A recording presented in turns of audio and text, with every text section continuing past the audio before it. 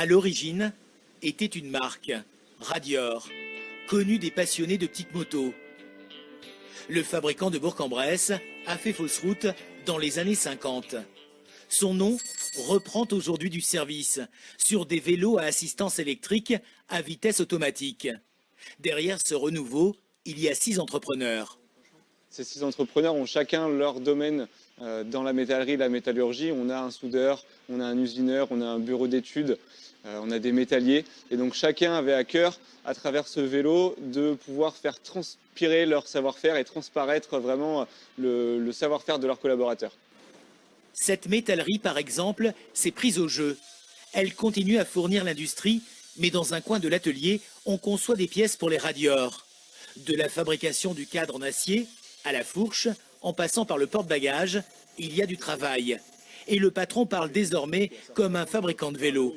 La hauteur, l'axe de pédalier et le tube de selle, il y a certains angles à respecter, des distances, pour avoir un confort de pilotage. Et en fonction de la taille des gens aussi. C'est pas le genre de choses que vous faites d'habitude? Pas du tout. C'est tout nouveau pour nous. À l'assemblage, on retrouve les pièces de la métallerie, mais aussi des roues de la société Mavic, également du secteur.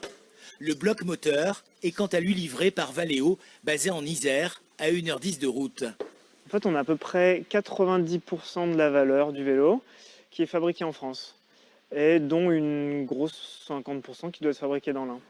Acheter un vélo Radior, c'est un investissement. Le produit frise, le haut de gamme, un peu plus de 4 000 €. Alain a franchi le pas. Le Made in France était dans ses critères.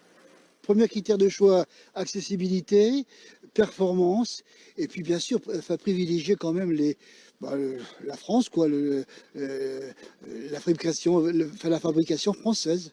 Ça fait partie des critères de choix, bien sûr. En 2023, les associés ont fabriqué une centaine de vélos, un démarrage en pente douce pour l'un des rares 2 roues tricolores.